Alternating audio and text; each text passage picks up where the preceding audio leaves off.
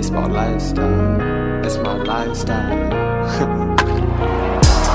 What's going on, everybody? Welcome back for another episode of The Grounds Crew. We are live once again from the MLB Players House at the 2021 All-Star Game. And today we are joined by another legend in the game, Andre Dawson. Thank you so much for being here. We're so excited to have you. Hall of Famer Andre Dawson. Yeah, I'm sorry I left that out. There you go. I thought legend was all-encompassing, but you're right. Hall of Famer, thank you so much for being here. How you doing? Have you enjoyed the atmosphere so far?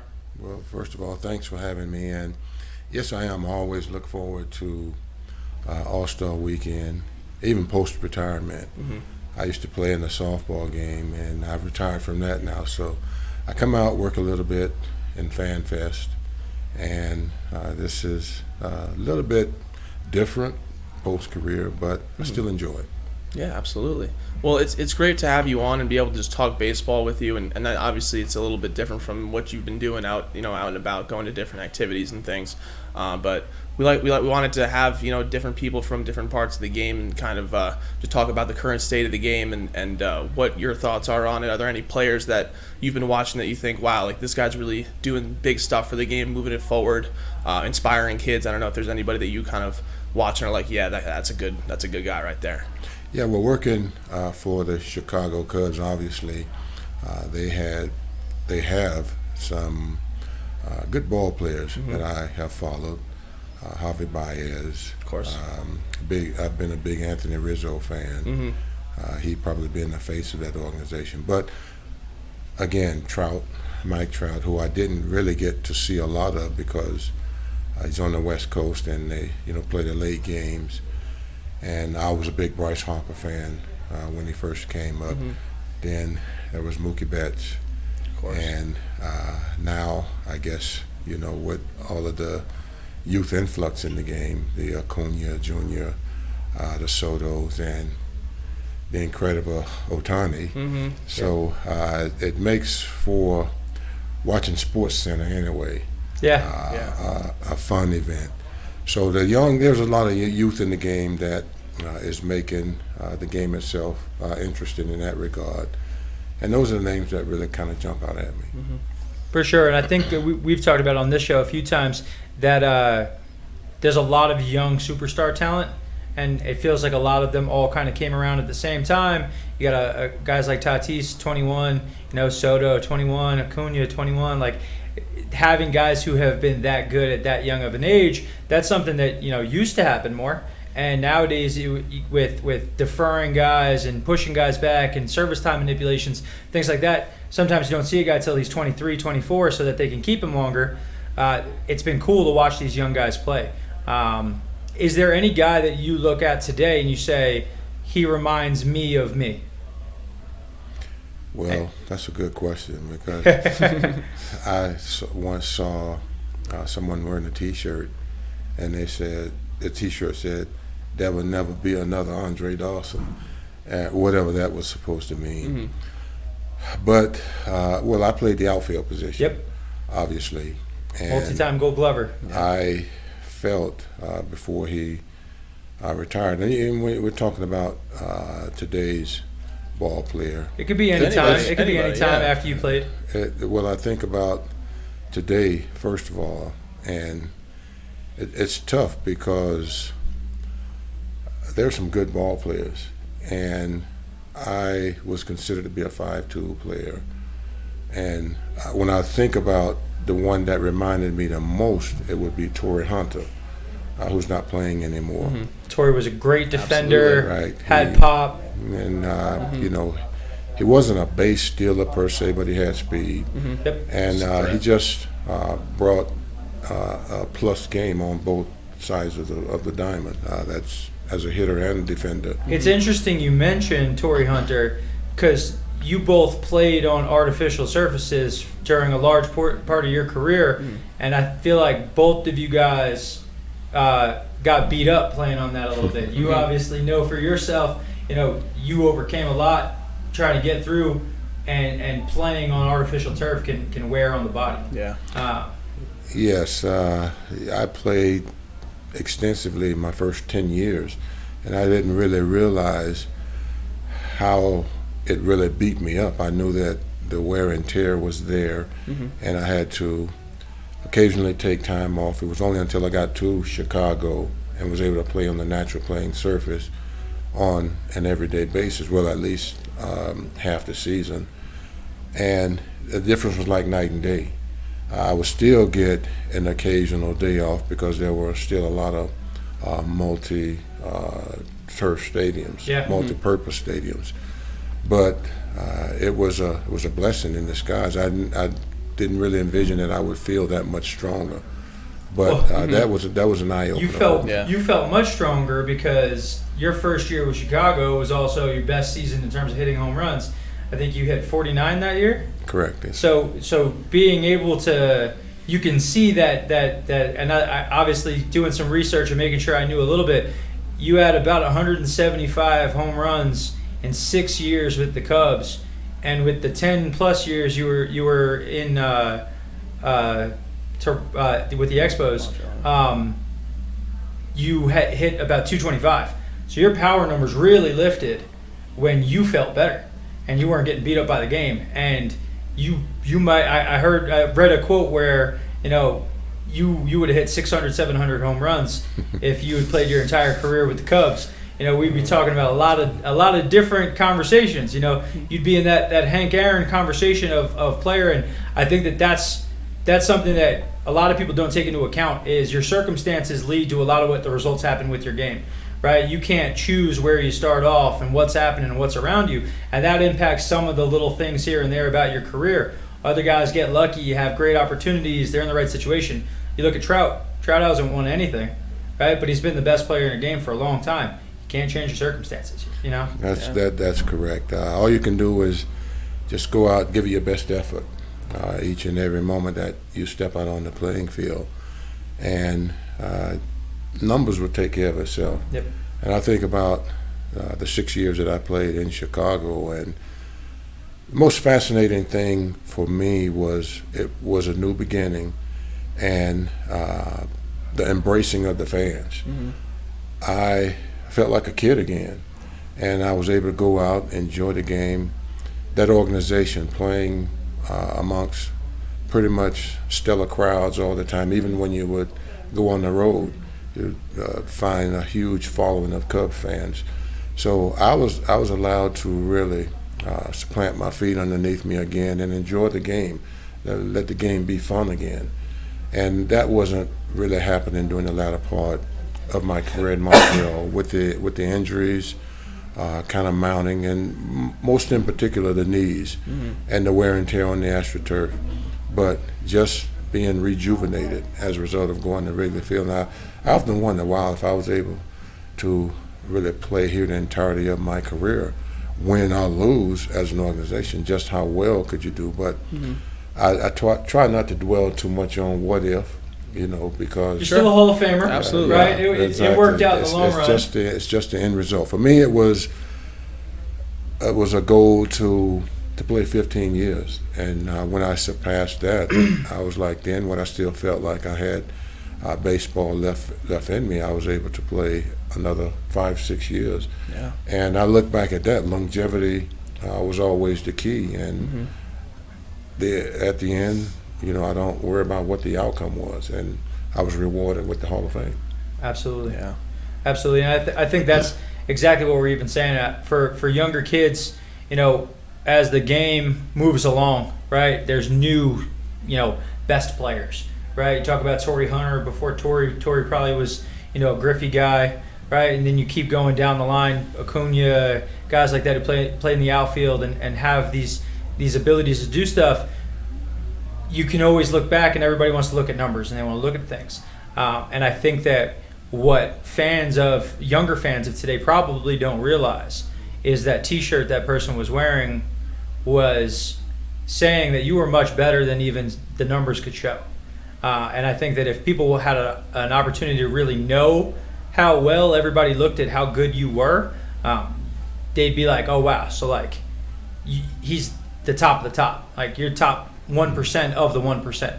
You're that level of player. So your insight's incredible. So with that, what do you think about the whole Ohtani situation? Obviously, he's pitching and hitting, and he's crushing home runs.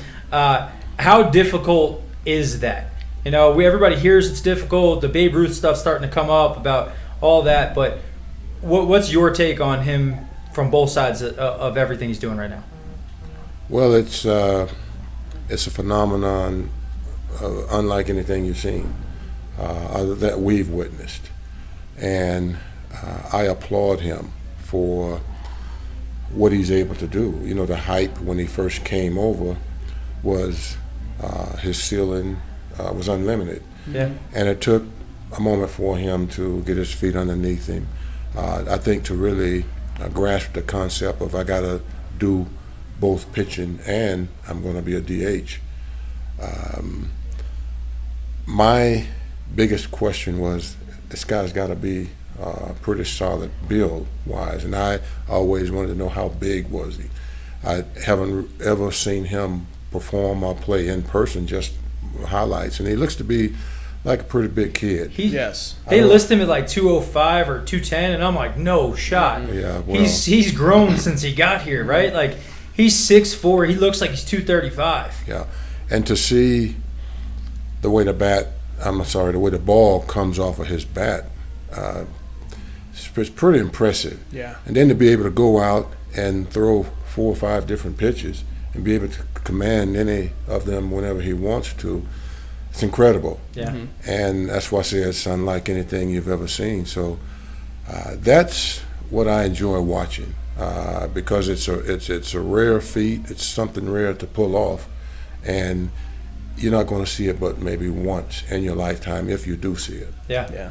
And we've talked about as well, like, how long can he actually sustain this level that he's at? And we've even said, like, even if it's only this year, that he's, like, really at this amazing level of how good his pitching is, how good he's hitting, it's still captivating the entire sports world, not just baseball. And it's doing a lot for the game. It's getting a ton of people who may just be a casual baseball fan, if not at all. They're like, I need to sit down and watch the Angels play because this guy Ohtani is unbelievable. Yeah, I think, and the only probably negative to it when you think about the total picture is that it's tough to watch him on the East Coast. Yes. Yeah, Yes. because of the time difference, and I think if he was neutral, at a neutral site, neutral part of the country. If he was a Cub. If he was a Cub, then we'd be talking about him every day. Oh yeah. But I think that's probably the only negative drawback is the fact that a lot of people don't really get to see him other than highlights. Yeah. And I think the casual fan knows Babe Ruth's name. So when people start hearing on SportsCenter and Stephen A. Smith is now talking baseball and he's like, who's this Ohtani guy? He's doing it better than Babe Ruth. The everyday sports fan is like, I gotta see this. Is it real? And then since we've been here, he hit more home runs. He's up to 33, and he hit a ball the other night. I don't know where it even was. He hit it into the 4th deck, all the way in the back, and it was 470. It was a line drive. It hit 470, but if there had been nothing there, it was out of the stadium. Mm-hmm. So that segues in. He's in the home run derby. You're a home run derby winner yourself. Who do you have winning tonight? Who are you excited to watch swing? And did you enjoy your experience in the Derby? When I hear the names tossed around this year, I don't think it's as strong a Derby. Yep. There's some good power hitters in it, but I think I saw Pete Alonso win it, and it's tough to win it your very first year out. I've always liked the kid Soto. He's going up against Ohtani in the first round, I think. But Ohtani's hot, and I just he just makes it look so effortless. Yeah. And there's been speculation that maybe the ball has not carried as much this year. I don't buy that. I don't buy it either. I don't buy it at all. And I see him hit the ball out the other way with carry and not just falling over the fence. And I see the 450 plus feet home runs he hit that looks so effortless. He is a quick bat. Yes. And he's probably the hottest thing right now. Yeah. So I would say I would lean more toward him. It's going to be I think, incredible, especially playing performing here in Mile High Stadium. Yeah. So hopefully we can get this thing done before 1 or 2 o'clock in the morning. But I'm going to lean toward Ohtani because I think the fans obviously are geared to see him at this stage and in the Derby because of all of the hype that is surrounding him the first half of the season. Yeah. So I'm gonna lean in the direction of the guy who's hot at the moment. Yeah. And say that he'll probably be first time participant. He'll win it his first time out. Mm-hmm. And you brought up his first round matchup. I've talked about it a few times. He's got the hardest matchup, even though Soto's got less home runs than everybody else. I watched Soto hit, and I've talked about it before. Mm-hmm. Soto's special with the bat. He's going through I'm a young player, and people fear me. They're giving me different stuff. He's going to adjust at some point. He can hit, man. Soto is a monster. Mm-hmm. So I look at that, and I'm like, this is BP. Like, this isn't me stepping up, and I got to worry about a ball dropping out of the zone and situational stuff and team morale. I just get to go up and hit BP. Soto, to me, is like, Ohtani's amazing. Soto's probably the next best guy in the Derby, and they're going round one. I think that's going to be so much fun, but I'm also sad because I would have loved to have seen those two go against each other in a final because I'm with you. Pete Alonso, he did great his first time out. He kind of looked like he got lucky because Vlad hit all those home runs. Yeah. And hey, listen, you win. You're in your situation. You win with what you win with, right? Mm-hmm. But like watching that first Soto versus Ohtani to me is great. I think Ohtani, like you're saying, he's super hot, and he just looks like he's different. Right. But Soto to me is the next best guy. So I'm very excited to watch those gonna be guys. amazing. Yeah, and I think probably stamina may play a role also. The guy that doesn't gas out, and the addition of the time clock could play a factor. So I don't know. For obvious reasons, I just like Ohtani. For sure. And I like the rule change now where they don't have to wait for the ball to land anymore. They can just start firing away. So see even more than normal, I think. But I think that's actually even tricky for guys because I think They might some guys gas are going out to a gas little bit. themselves Yeah. out early, trying to speed through it instead of just keeping a steady pace. Yeah. And you end up taking swings that aren't perfect. You're not really squaring it up. So Yep. we'll see. There's so much other little nuance that goes into it. It's not Yeah. just be big and hit stuff, right? Like there are little things that can change it. That's why, like in the past, a guy like Ichiro was a great home run guy because for the Derby, he would just hit these little line drives that just squeaked out. Conserve energy. He's like, why are you guys hitting at 500? I don't need to do that. Exactly. It's 343 down the line. Here's 346. Like he was that guy. So again, I think it's a great event. To me, it's my favorite event for All-Star Weekend. The game is great, but this is the fun, right? Everybody comes around and watches people just be great hitters. Yep. Well, it's a made-for-television event. It's Yes. bigger than the All-Star game itself. Yes, Absolutely. And it's what people want to see. They like to see the long ball. It gets the crowd ooh and ah. Yeah. And I think one thing that hopefully it won't cost any of the hitters, if they just miss one, will they want to pause and take a look to see if it left or if it didn't leave, and the clock is still running. Before they actually take another swing. But it should be fun. I think it's going to be a lot of fun. Yeah. I think it's going to be a good one. So I'll go again. How was your experience? It was a different time, Completely different. and you only were allowed 10 outs. And I looked forward to it because I was obviously having a pretty good year. And my thing when it comes to the home run derbies, I don't swing to hit a home run. What I did was cut the plate off. And I wanted to make sure I didn't have to hit a ball out to right center or right field. So even though the ball was being grooved, I wanted the ball middle in, and I was either going to go down the line or left center, which was my strength. So you got to think in terms of what your strengths are.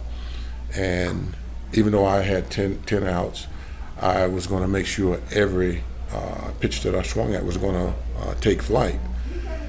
I enjoyed it. I barely won it, but it was exciting. It was fun. I looked forward to it. It was for me. It was the highlight of that weekend.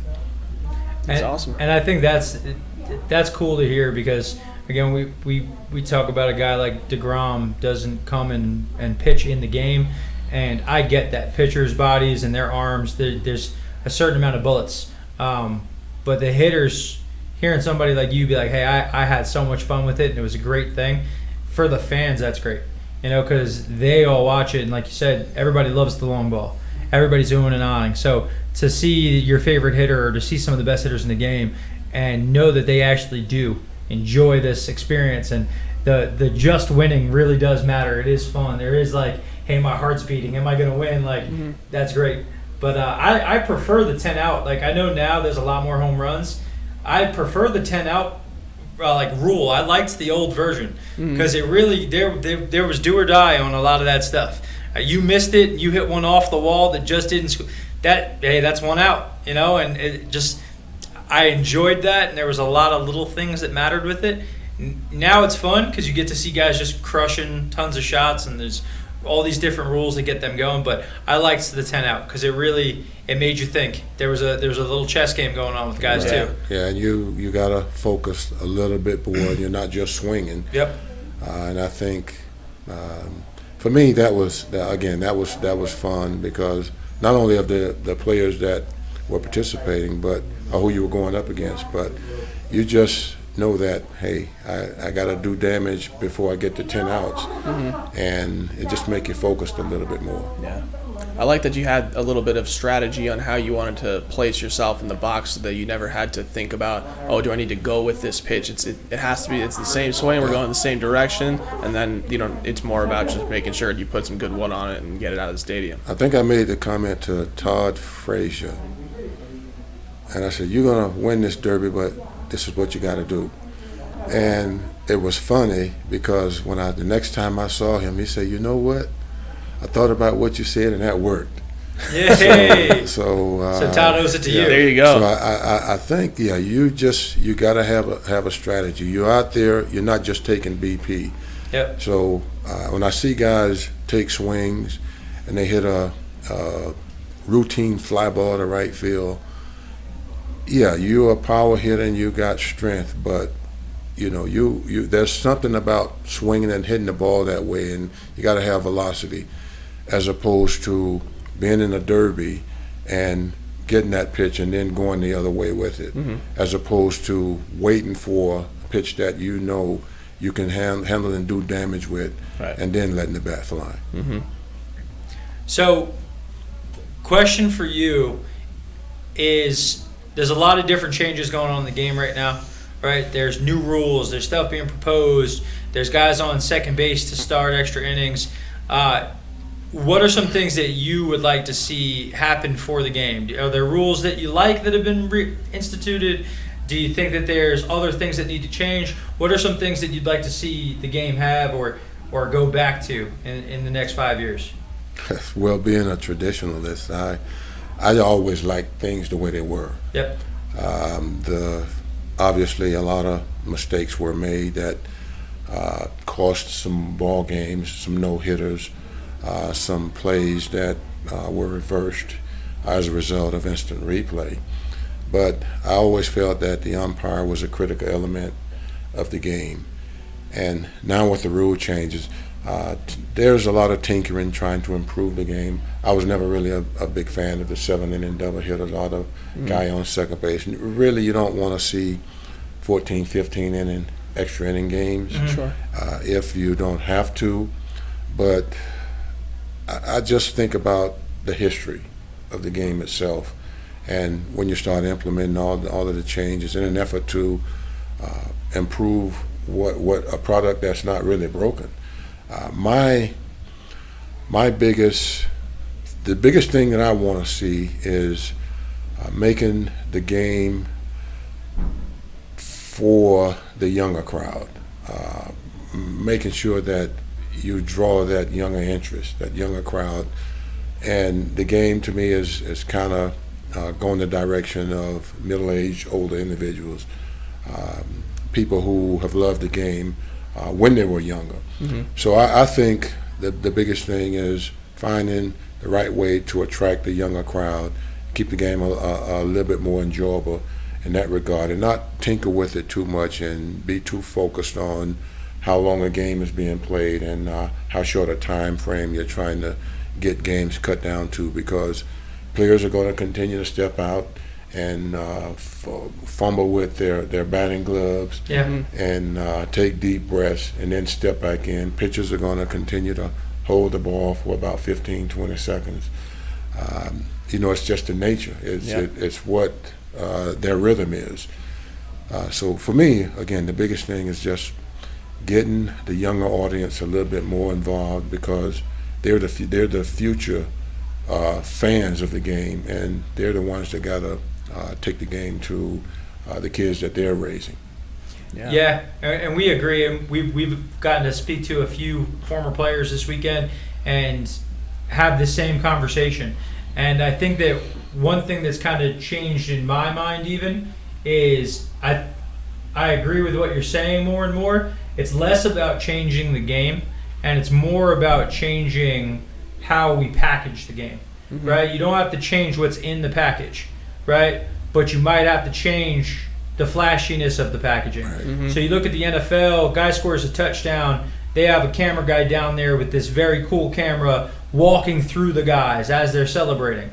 Well, let's mic up guys on the field, right? Let's mic up guys who are playing in the field talking to each other. Can we put a camera out on the field during certain parts of the game that allow a behind-the-scenes look that's an alternative view that won't impact the performance of how it's played, but it will give a deeper investment for a person to enjoy it from different vantage points?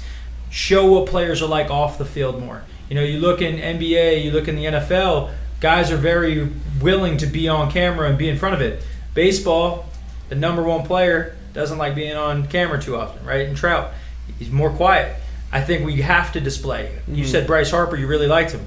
Bryce was very out there, but he played the game hard. He's hustling. He's bleeding. He's playing hard, playing baseball, but he was doing other things that brought packaging, made it packaging look fun. Yeah, and you're right. I think when you have a mic on you, the camera on you, and you know it, then you're going to say the right things. Yeah. You're not going to go off script, because the world is listening, and they want to know what it is when you have a mic on, if you have anything to say, and it means a lot to them. So that is an aspect of the game that I think can go a long way in letting people learn a little bit more about you as an individual and your personality. Yeah, I think that's huge. Is like showing all the fans the individual brands of who the players are, what they're all about. And like you were saying, like, how do we captivate the younger audience? And it's how you package it. It's the showmanship of it all, and kind of making it more a part of the baseball culture that, hey, we need you guys to push the game forward, be exciting, be the Fernando Tatis, do all these things that the kids are going to want to do, because that's how you keep layering it on for the younger crowd to enjoy the game and keep pushing it forward. Exactly. Yeah. And that's what we hope that we're doing with stuff like this, and getting to talk to somebody like you is, how do we repackage things and make it more fun, get a behind-the-scenes look, actually talk to you and hear what's going on, and give it to a younger audience, and not just, hey, put it as an article in Baseball America that young kids aren't reading anymore. How do we put it on TikTok, and how do we put it on Instagram, and have these kids be excited about the information they're receiving and get insight that they wouldn't get. And now I hope that a kid who's watching this and the fans of this show, they hear more about you. They go look into who you are, what you did, what people say about you, and hear how great you were. And then for you to then talk about players in the game now, it builds that connection between old, new, and future. And they're the future. And getting to have that connection that they know about the players deeper, it will make it matter to them, and then that'll make baseball matter to them, and then that will make everybody happy. Yeah. When you see the kids interviewed at the Little League World Series, usually their favorite player is a star. Yep. And they're their favorite for a reason. And the one thing that can really go a long way, as you mentioned, with the packaging and so on and so forth, is learning a lot more about that player and why you particularly like that player. And that's something I think, when you talk about the scheme of things, as you mentioned, it's just a part of packaging the game itself that only adds to everything that you're trying to accomplish. Mm-hmm. And that allows the game to stay the way it's always been, which will make everybody all top to bottom happy, but bring in the next generation. Yeah. Exactly. So, listen, that was amazing. Thank you so much. It was great to get insight from you, to get your perspective on the game now. We're all pulling for Ohtani tonight to win. And, again, we really appreciate having you on and talking to us. Thank you so much. Yeah. It's my pleasure, and I'd love to sit down and chat with you at any time. Thank you Love so that. much. Appreciate it. And thank you guys for watching. We appreciate you tuning in. Leave a comment below. Let us know what you thought about everything. Do you think that the game needs different packaging? Really appreciate you guys listening, and we will see you next time. Thanks, guys. Baseball lifestyle, it's my lifestyle.